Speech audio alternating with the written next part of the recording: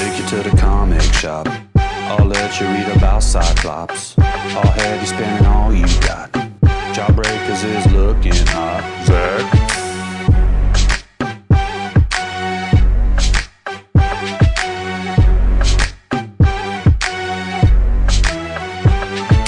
All right, here we go. Left Hand Legit back in the house, ready to talk about more comic books that move the needle. Now, if you're just tuning in for the very first time, allow me to explain what we're doing here. We're going back into the 20th century to find absolutely enthralling comic books from when I was a kid, so that I can share them with all of you so that you can either find a great read for yourself or find a great read for your children or children in your family who might like comic books. Now, why do we do this? We do this because here today in the 21st century, comic books are lackluster, to say the least. They're filled with conversation, not action. They are filled with politicized characters, not characters that unify people together and bring them together in patriotism, in morality, in all of the things that the majority of us believe are virtuous. And so that is why I have been compelled to talk about comic books from my youth. Now, how do we do that? How do we find these good comic books? Well, like I've said before, you have to be like a little Chinese girl who wants to win a gold medal in the Olympics. You got to climb. You got to climb up onto the high board. Keep climbing, keep climbing, keep climbing. And you got to put your hands together. You got to put your hands together. You got to walk out to the edge. Walk out to the edge. Put your hands together. And then you gotta dive off and dive right into those back issue bins, and you start swimming through those back issues, swimming through them, until you come up with a comic book like this one. Bam! What if the Fantastic Four's second child had lived? Now this is What If, issue number 30. For those of you who have been here since my very first comic book review, you know that the second comic book I ever owned in my life was What If, number 29. Well, this came out the following month. So this was probably the fourth or fifth comic book I ever owned. And what's really great about it is it's a giant size special featuring 2 feature-length thrillers. Will the Fantastic Four's second child save the world or destroy it? I have a feeling when you get 2 feature-length thrillers in one totally awesome issue, I have a feeling that both are going to happen. So let's find out. We flip this open and immediately you know it's quality because Bill and Ted are advertised in it. Great piece of art right there. And let's talk about who did the art in this. First of all, the story is by Jim Valentino, who is one of my favorite What If writers. If you don't know Jim Valentino, he's perhaps most famous for creating Shadowhawk at Image Comics. He's one of the original Image founders. He also is the man responsible for revamping Guardians of the Galaxy, and I firmly believe if not for Jim Valentino's work, you probably would not be seeing Guardians of the Galaxy on the silver screen. So let's talk about this art now. Dale Eaglesham drew this, and Pat Redding inked it. And take a look. Is that not terrifying to look at? In a good way, in a fun way. The ink is very heavy. It adds to the horror of this story, in my opinion. This is a horror story, to say the least. But I think it's a horror story that all you kids out there are going to be able to handle. So basically, what's happening here is Franklin has a nightmare. Mommy and Daddy come in, Sue Storm, Reed Richards, Sue Richards, Reed Richards, Franklin Richards, very upset because the monster that's growing inside of Mommy is going to kill them all. Now imagine that. A little boy thinks that his little sister in his mommy's tummy is a monster. But it turns out it's true. So, Reed gets, Dr. Ock's help in our universe, but in the multiverse, things took a very different turn. In our universe, Dr. Octopus caused Sue to miscarry the child. In this universe, that never happened. In this universe, a much stranger turn of events occurred. So, Sue is very weak. She's just getting weaker and weaker by the day during her pregnancy, to the point where she can't even walk on her own, and Reed has to help. But Mommy's going to be just fine. I promise, even though she's just looking haggard here. It gets to the point where Sue cannot even turn invisible anymore. Franklin knows this is trouble. Now, They get the best doctors you can possibly imagine to take care of Sue on the day she's giving labor. We've got Dr. Banner. We've got Dr. Richards, her husband. We've got Dr. Morbius. We've got Dr. Otto Octavius. That's right, Dr. Octopus. And then we've also got Dr. Lankowski. Maybe I missed something in the Marvel Universe. I'm not sure who Dr. Lankowski is. If any of you fans out there know, please put it in the comments below, because I was very curious how all these superhero doctors showed up, but then Lankowski was there. It's just like, maybe he's a pediatrician? I don't know. So even Jen, the She-Hulk, showed up. Alicia Masters, or Alicia Masters, it's all up to you how you want to say it. I'm going to leave that one up to you. She's, trying to reassure Franklin that mommy's going to be just fine, even though Alicia's blind. How she can't tell if she's going to be fine or not. How would she know? No, she's not, Auntie Alicia. She's going to die. The monster is going to kill her. Now, see, everybody's just dismissing the young man, but it turns out that he's right. And here we see that Dr. Morbius, this is Dr. Morbius. This is who Jared Leto is supposed to play in a Spider-Man movie soon. And I don't know what to say, because this looks more like Michael Jackson's nose than Jared Leto's nose. So maybe they're going to do something to make him look hideous. I don't know. We'll find out. And Reed is just so excited to have a child, he doesn't even realize it. His wife is dead. Sue? Oh, Sue, no! Yeah, dead. But she'll live on forever in her daughter, who they name Susie. And Franklin loses his mind when his mother dies, and who can blame him? Who wouldn't? Do you want to help feed the baby, Franklin? No! Do you want to come play, Franklin? No! Stay away from Susie. But Franklin, you know how I have to watch you both now that your father has rejoined the Fantastic Four. And Alicia's gone from 25 years old to 85 years old. She's anemic. She looks like she is a victim from Auschwitz. And that's not to be, condescending or make light of the Holocaust. It's just a fact. And you can tell that it's a fact because, boom, next panel, she is dead. And Franklin knows. My dreams don't lie, Auntie Alicia. Can't you see how weak you've gotten, just like Mommy did before she died? She's going to kill you. She's going to kill us all. And there we see that great look right there. And this kind of reminds me of the movie The Omen a little bit. If you've never seen The Omen, check it out. 1 year later, now Johnny is anemic. This used to be the Human Torch, but he's on death's door, just sickly and weak and frail. This is what happens when you do drugs. This is what happens also when you have a niece who has a monster inside of her. So Franklin is just like, I got to do something. This time I've got to make Dad listen. Dad, we have to talk. Not now, Franklin. Yes, right now. I won't let her kill Uncle Johnny, too. I am sick and tired of these unfounded allegations, young man. You're just jealous of your sister. He is a monster. You're wrong, and I'll prove it.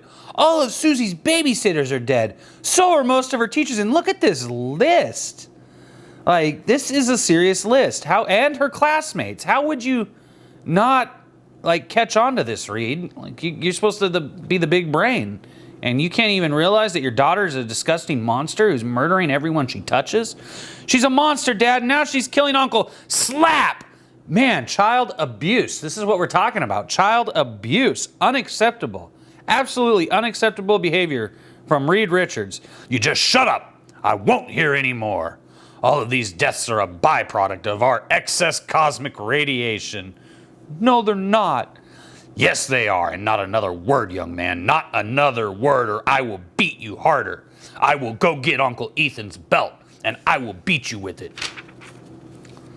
So, several weeks later, God, this is so terrifying to look at. She's a monster. Oh, Frankie, come on, don't talk nonsense. I'm not. You don't think I'm a monster, do you, Uncle Benji? Nah, of course not, honey. Good. And there's the creepy look on her face. Super, super terrifying. You know she's evil now for sure. If you didn't know here where she's having fun, and you didn't know here because it's not that clear, you definitely know. She is sinister right here. She is all 6 of the Sinister Six in one. 6 months later, You look handsome, Uncle Ben. Thanks, Susie. I feel great, too. Guess them nasty old cosmic rays just must have wore off of me. I ain't been the thing in over a month. And so, like, you know, so Ben takes this chick out, and I think she's a movie star. Because he's like, You're not the only famous person out tonight, baby. Mr. Grimm? I have a bill for you to settle, Mr. Grimm. The account is past due. Blam, blam, blam. he shoots this girl, he shoots up. I mean, this guy is just pissed off because that's for sending me to jail when you was the thing. So they're in the hospital, and Ben is on death's door in critical condition, and Susie's just, yes, Daddy, I just want to go and say goodbye to him alone. No, you can't. And no, Franklin is not going to let her in the room to get to Uncle Ben. I am tired of your defiance. Here's another slap with my gigantic hand. Basically beats the crap out of his own child. Because he's just like, he's basically under the mind control is the only way I can think of it. I don't understand what's happened to Reed. His objectivity is completely gone. You used to believe in my dreams, Father. Why don't you now when it's so important? Who actually says father, like, to their dad? Everybody says dad. Daddy? Pop? Papa? Father? Hey, Father. I don't get it. And I don't get why he's so abusive to a child. This is unacceptable behavior. If there are any young people watching this, and this is something from your own life, tell another man who you know you can trust, who will stop your father, or more likely your stepfather, from beating you with his giant hands, because this is inappropriate. So now, little Susie just goes in there and her eyes turn red and she sucks the life right out of Uncle Ben. And so what other choice does Franklin have but to go to Latveria and share his hypothesis with Dr. Doom? So your sister's a succubus. Yeah, and like here's all the proof. And so he gives him all the proof, and then, you know, Doc Doom shows up at the Fantastic Four's tower. And he's just like, I demand in the name of science that you let me study your daughter. And Reed, reasonably so, is just like, are you out of your mind, Doom? Do you really expect me to turn my daughter over to you, my greatest enemy, for dissection?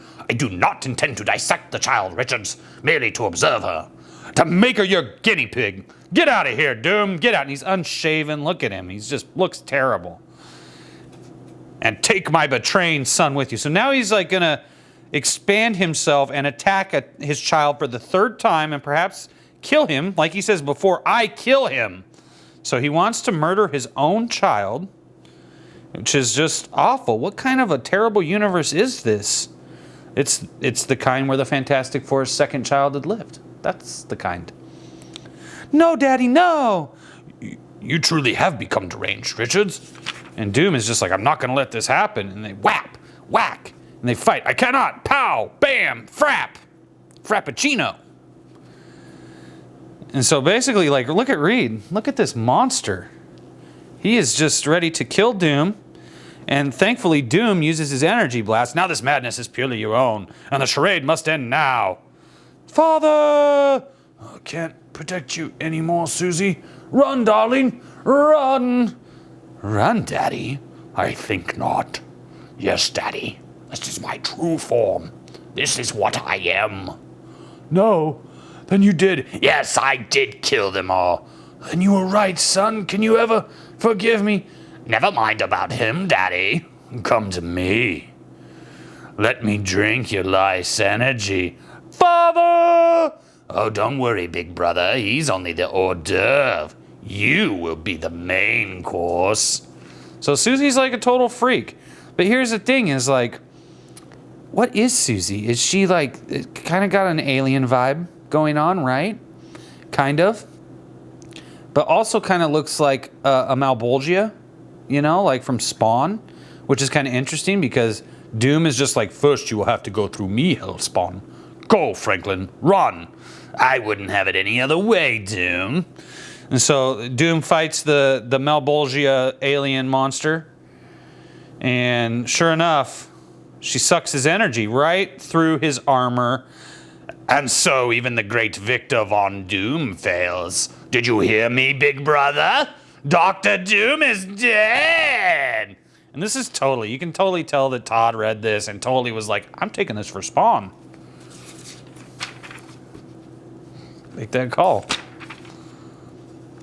And so, you know, basically, like, you know, the Susie monster is just hunting down Franklin. She comes and prepare yourself to die. I don't know why this is orange. This one somehow didn't end up orange. Too bad. No, Susie, I don't think so. And Franklin is just a G. Look at him. He is not messing around. Is this the best you can do? Do you really expect to kill me with that gun? No, I don't have to kill you with it. All I have to do is knock you off your feet and push you backward. Wait, that portal behind me. I'd recognize it from Daddy's experiments. It's the gateway to the negative zone. Sure enough, gets sent right into the negative zone, and Annihilus is just like, I am the ruler of the negative zone. What manner of creature are you? Annihilus, is it? You look like food to me. So Franklin has basically saved the world, but his entire family is dead. Very, very sad. Very disappointing. His father is dead too. If only things had been different. I love this drawing of Uatu, the Watcher, as he just looks so disappointed and sad and just so melancholy. This is like sad Billy Corgan face. Very sad Billy Corgan face. This is melancholy and the infinite sad Uatu Corgan. In your reality, they were one. For there, young Susie was never born. But there are other worlds still, worlds in which her life and the life of her elder brother took a far different course. Worlds such as the one I'm about to show you now. Doctor, is she? Oh, she's just fine. Sue is alive. And this story is written by Ron Marz. Now, here's what's kind of interesting is the first time I went to a comic book shop, the third comic I ever bought was What If number 27. It was written by Ron Marz, and it was excellent. So everybody's happy. Thing shows up with some cigars all around everyone. Even one for the little, what's the kid's name anyway? Mary. In this multiverse, the little girl who survives name is Mary. She was Susie here. She's Mary here. Let's just be clear. Okay, ready?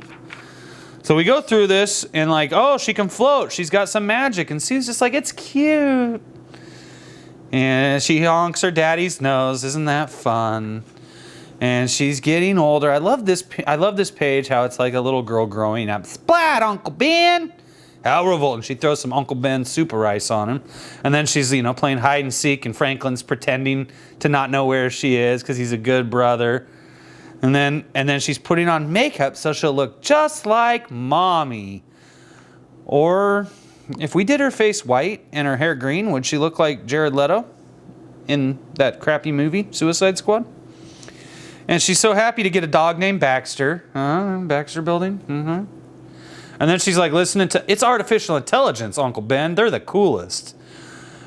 How about somebody good like the Beatles? The Who?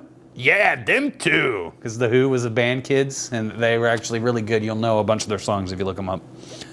Screech, crazy New York drivers. This dog gets hit, and this little girl, a little Wendy from the, you guys have all had her hamburgers. She's super sad that her dog is going to die.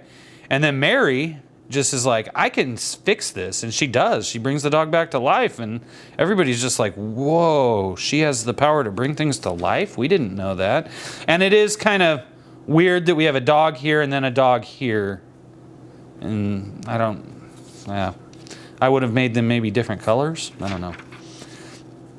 Anyway, so Mary's growing up. And as she becomes a young woman, her powers as a healer also grew. And we're about to get into like the prototype for the SJW Marvel story. And it turns out that this was, as we've said before, this is written by Ron Marz. And Ron Marz has become known for his political opinions rather thoroughly in the comic industry. And it's not that there's anything wrong with having political opinions. It's just you're going to turn off half your audience when you do, maybe, if you don't know how to do it right. She found she could erase the injuries suffered by animals and people. That gun's not necessary today. He's going to put the horse down. Aw, poor widow Ben got a burned boo-boo. Hurry up, Squirt, so I can murderize him. Johnny's laughing because he burnt the thing's finger. Even polluted land was revivified at Mary's touch. Demands for the care she could provide threatened to overwhelm her abilities. I'm so tired. How can I cure you all? There has to be a way. Boosh. And she does. Like, she saves everyone, but she ends up in a coma for a week. But she makes the front page of the Daily Bugle, which, is pretty impressive because usually only Spider-Man ends up on the front page of the Daily Bugle. And then somewhere else in the world, they don't tell us where, I'm gonna go ahead and guess that it is Washington, D.C. I could give a three-legged rat's butt when these hypothyroid freaks beat the snot out of each other, but this is altogether different. The last thing I need is some bleeding heart brat stirring up the special interests. So now we're getting very politicized. So you boys keep an eye on this kid, and believe you me, she better not step out of line. Fist down! Whatever that means, right? So we'll keep going. Over the ensuing years, Mary Richards dedicated herself to helping societies forgotten and rejected, the sick, the poor, those concerned more with our environment than corporate profits. All of these she embraced. She healed both the people and the land. So here we have a rent strike going on. Basically, these are people that don't want to pay their rent to their landlord, who has to pay his mortgage still, even though they don't want to pay their rent. And here she's like, this guy's clearly like so fat that he can afford rent, but he spent it all on food for his big fat gut and his fat moobs. Here she is like healing a plant or planting a tree or something. And here she is so excited to be playing in the leaves. No nukes, just say no to nukes. Provision 14, just something. So we can't, no nukes. Okay, we're all used to that. And then we've got her washing something. I'm not sure what we're doing here, but something. And then we get to just something right out of, is this 2018 or what? We demand this plant be shut down. They have ignored repeated warnings about dumping chemical waste into the oceans. They have slaughtered precious marine life. We will no longer tolerate the destruction of our shorelines. The oceans belong to everyone, not just those with power and money. This is the will of the people, and we are not to be taken lightly. So she's total SJW. This is total David Hogg material. Ocasio-Cortez, right here. This is how you get what you want in life, kids. You throw fits. You Give it! Temper tantrum! I don't like corporations making chemicals! And you're gonna listen to us or we're gonna tear everything down! And now we've got a guest appearance by the Punisher. He's just going to show up for this one. Punisher War Journal. First saw this Richards kid a few years ago. Left-wing nut, if you ask me. Now she's calling for a massive march on Washington. Wants to gather everybody who's not getting their fair share. Poor, minorities, homeless, artists, environmentalists. She might be a dangerous influence. Might also be fun to watch her make the fat cats squirm. I'm going to read it again so that we're clear as to Ron Marz's goal in writing this is to push his personal agenda. So right here we have Frank, who we're establishing as a right-wing nut job vigilante. He first saw Mary Richards a few years ago. Left-wing nut, if you ask me. But now he's going to go on and agree with what she's doing. Now she's calling for a massive march on Washington. Wants to gather everybody who's not getting their fair share. Okay, getting their fair share of what, Ron Marz? This kind of confuses me because I don't understand what is the product that Mary wants them to get a fair share of. What Mary wants is to control the future of a company and how they do their business, and she will use tactics like strikes and marches, protests to try to get what she wants rather than just get a friggin' job at the company, work her way up, become the CEO, make the changes she wants in the world. Instead, she's going to just throw a little temper tantrum to get what she wants. And here Frank is saying that it's about everyone who's not getting their fair share. Poor people, minorities, homeless, artists, environmentalists. These are the people who are not getting their fair share in life. Poor people, get a job. You won't be poor. Then you'll get your fair share of the mystery pie that Ron Marz is baking. Minorities, you're not getting your fair share. Last time I checked, unemployment for African Americans is at its lowest in history. Unemployment for Latin Americans is at its lowest in history. Unemployment for females is at record lows. Unemployment is at record lows for everybody in this country. It doesn't matter what color they are or what gender they are. The homeless, yeah, they're not getting their fair share because they decided to become bums and live in tents in Los Angeles. Artists? Like, where were you when Image started, Ron Marz? Why didn't you jump to Image to get your fair share, whatever that is? Environmentalists are not getting their fair share. But again, we're going back to what is fair share? What is this? What is this stupid shit, Ron?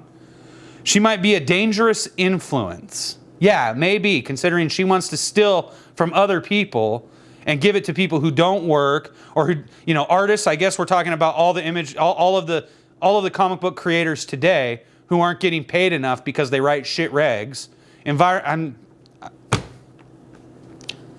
That's it. This punk just came to the end of a rope. This is a different scene. This is not Frank anymore. That's it. This punk just came to the end of a rope. Not only am I getting calls from more corporate presidents than I knew existed, organized crime is on my back too. Yesterday, the kingpin gave me an earful. I want her stopped now. I know someone who's got just the right touch. Now look, is that orange hair in this chair? Is this Donald Trump right here? Did Ron Marz know that Donald Trump was conspiring with the Russians as far back as 1991 to become president? Is that what we're seeing here? I don't know. Does that mean that Ron Marz is in bed with the Russians too? Is this him foreshadowing that? We don't know. And then all of a sudden we go to the Avengers little paradise, and Cap is just, we got a problem here. Any and all Avengers are hereby forbidden to participate or otherwise support the Unity rally. This is a Unity rally, apparently now.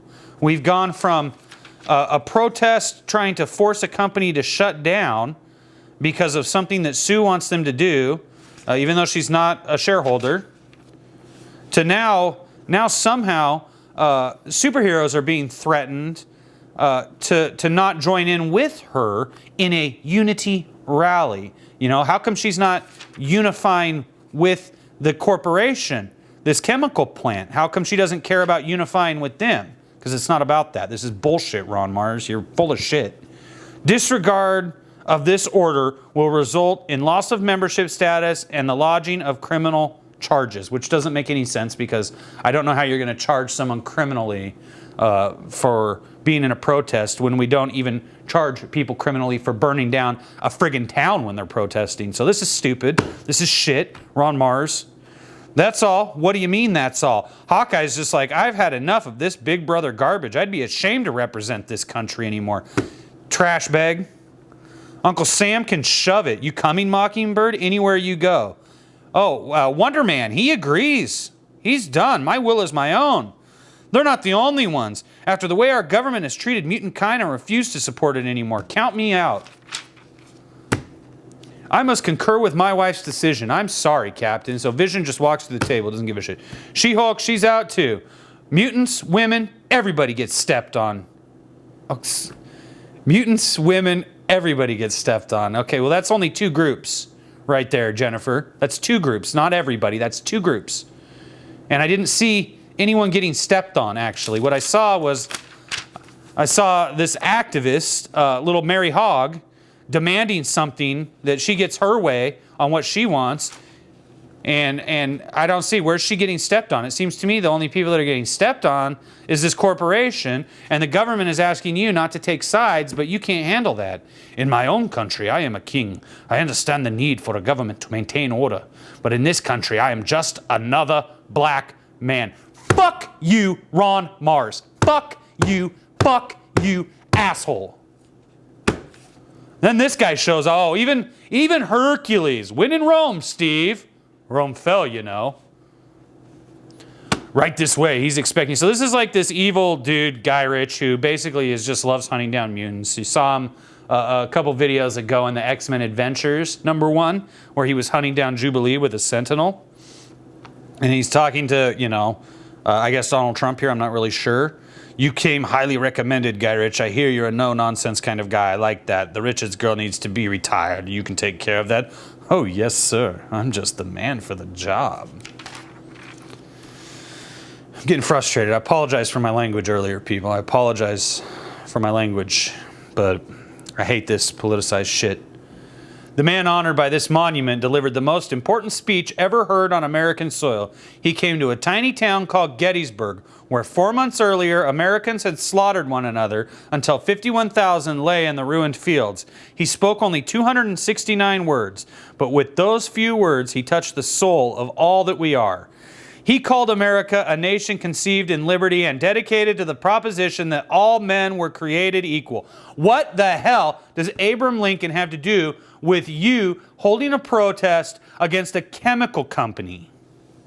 He was reminding us of our nation's heritage, of the freedoms and opportunities our forefathers paid for with blood. He asked us to be vigilant so that government of the people, by the people, for the people shall not perish from the earth. Then why did you vote for Hillary Clinton, Ron Marz? You fucking idiot. Hey, Cap, I knew you'd come around. An old patriot like you knows when right is right, knows when left is left. Good to see you sold out America and decided to become a communist shitbag like all the other characters in the Ron Marz universe. Cap? Oh, strong silent type all of a sudden. And Cap pulls out a knife and shanks her like a good American would. I'm just kidding. That's not appropriate. But he does shank her, see? And lifts her up out of her shoes, baby. That's how you do it. Filthy, stinking traitor to the Communist Party, you mother... You're a dead man, yo. Hands off that man. This is a criminal matter now. The FBI doesn't need your kind of interfering. Oh, sorry, I read that in the Thing's voice. The FBI doesn't need your kind of interfering. And Cap reaches for the mic just so he can get a word in. People, listen to me. I did what I had to do to save America. You have the right to remain silent. This movement will destroy our way of life. These people must be suppressed. Stop them before it's too late. Take it easy, sir. Cap's right. You're trying to ruin my country. Your kind already ruined America. Don't you touch me, you weirdo. You people are part of the problem. Hey, we're all on the same side, right? You ain't on my side. You ain't no real American. Good Lord, the entire rally is breaking down into a riot. There must be 500,000 people at each other's throats. Fascinating. They're all here to watch her use Abraham Lincoln's memory and how he freed the slaves to push her stupid frickin' environmentalist agenda. Now she's using Abraham Lincoln and slavery to push her agenda. Is this familiar to anyone else out there? I think it is. I think it's every day of our friggin' lives. Now all of a sudden all the leftists have gone insane. They've gone absolutely insane and all they want is blood. How many times have we heard this? The entire rally is breaking down into a riot. There must be 500,000 people at each other's throats. And then, she's dying, but then she lifts herself up into the air and turns into Butterfree from Pokemon. And then she falls and gets caught, but it stopped everyone from going crazy. So basically, the only way to stop liberals from rioting is to have David Hogg fly into the air, turn into a butterfly, and then go back down to the ground. And she's fine. Oh, look, they held a candlelight vigil. God, can we just stop holding candlelight vigils and riots? Is there anything else that the left does? Is there at some point where you balance out and act like normal people? What in the hell has happened in this comic? So anyways, then all of a sudden we go to the White House, even though it doesn't say, it just says somewhere else. Sir, you have to take some action. My God, they won't go away. They're not listening to us anymore. So this old white man here, who, I'm not going to say that he looks like George W. Bush. He does quite a bit right there, doesn't he? George H.W. Bush. Let me recorrect myself. George H.W. Bush. Herbert Walker. What's wrong with them? Do something, would you? Shoot them all if you have to. How many, John? How many million? Let me read it like George H.W. Bush. Let me read it like George W. Bush. How many, John? How many Americans? How many millions would we have to put against this wall? Don't you understand yet? It's not just them. It's the whole country. There's too many of them. It's too big even for us. It's all over. All over. All over. Okay. Okay. Don't get it? It's the president and you wanted everyone to fight? So this is basically Donald Trump, except his hair's gone white, and he looks more like George H.W. Bush. Except in that picture, I don't know who he looks like. I don't know if maybe this isn't him. I don't know. I guess all white people look alike. And then we have Owatu, who really sends the indoctrination home. It was the end and the beginning. In this reality, Mary Richards recovered and led the movement that shaped a new United States of America.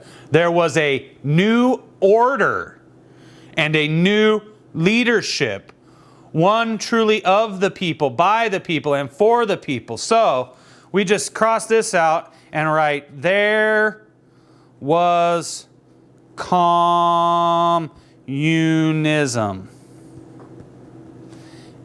And the people loved it. Ron Marz. The old was swept away, heralding an unprecedented era of peace. Yeah, after we kill all the communists, right?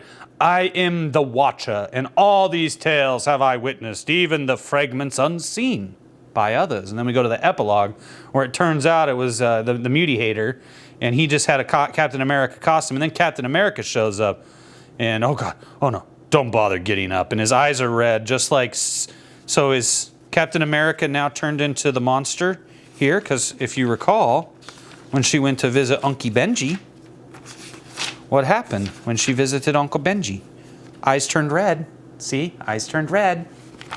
Eyes turned red. Don't bother getting up. So basically, this is a dirt rag.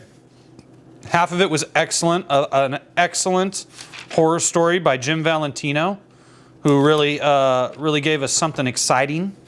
And then Ron Marz just basically promoted his communist socialist agenda by using the Fantastic Four, by using Owatu, by using the President of the United States, by using the Punisher, by using all of the Avengers, Black Panther, Abraham Lincoln, slavery, Iron Man. So basically, Ron Marz, you're a piece of shit. That's what I think. And you wrote a comic to indoctrinate kids, so fuck you. Again, fuck you, asshole. Rude asshole. This did not teach me any moral value as a child. Your attempt to indoctrinate me personally as a child with your communistic, socialist ideas is absolutely disgusting. You should be ashamed of yourself for putting this kind of trash in a comic book. And that's all I got to say. You know, if you disagree with me, go ahead and let me know in the comments. If you agree that Ron Marz is a communist piece of shit, go ahead and let me know in the comments. Give this a thumbs up if you love America. Give this video a thumbs down if you hate America. And either way, subscribe. And this is exactly what I'm talking about. Half of an amazing comic book, half political trash. This is a prototype for social justice warriors at Marvel today to learn by. This is how you write. Jim Valentino shows you how to write a great story that will scare kids. And then Ron Marz shows you how to inject a comic book with communist and socialist propaganda. And parents, of course, wouldn't notice this because they would have seen this and been like, oh, this is a really good story. And they would have just been like, it's safe, kids. Turns out, no, it's not safe because, oh, look, they're turning in all their American cards. They're going to go get cards for the Communist Party instead. They don't need to be Avengers. They're going to be communists. So, yeah, again, a big F you to Ron Marz for this. Apologize for my language in this. I realize we got into some adult areas, but sometimes we have to if we're going to get back to moving the needle in comics, because half this did move the needle. The other half did not move the needle. The other half refused the needle. The other half politicized comic book characters in an inappropriate way. Comic book characters are meant to push patriotic values in this country, not communist values, you son of a bitch.